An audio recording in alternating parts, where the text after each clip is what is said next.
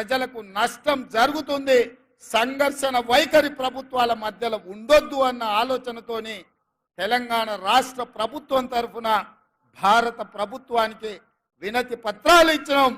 మన రాష్ట్రానికి రావాల్సిన హక్కుల గురించి మాట్లాడినాం.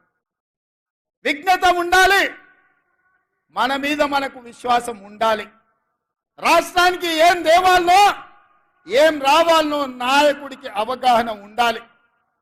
అందుకే విజ్ఞతతో కూడుకున్న వినతి పత్రాలు ఈ దేశ ప్రధానమంత్రికి ఇచ్చినాం.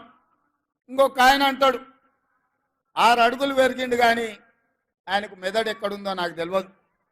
గాయలు ఎన్నడో చెప్పిన దూలం లెక్క పెరిగిండు కానీ దూడకున్న బుద్ధి లేదని. ఇవాళ హరీష్ రావు మాట్లాడుతున్నాడు, మీరు అందరు చూసారు. వచ్చేటప్పుడు జర ఆలస్యమైంది, ట్రాఫిక్ జామ్ అయింది. ఒక ఆయన సైకిల్ మోటార్ మీద వచ్చేట ఆయన తలుపు కొట్టి నీకో మాట చెప్పాలన్నాడు. ఏందయ్యా అన్న, బీఆర్ఎస్ అంటే నీకు తెలుసా సార్ అన్నాడు.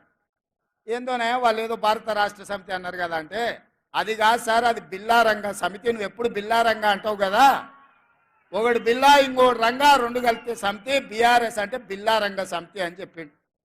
ఈ వీడియో కానీ మీకు నచ్చినట్లయితే లైక్, కామెంట్, షేర్ చేయండి. మరిన్ని అప్డేట్స్ కోసం సబ్స్క్రైబ్ చేయండి.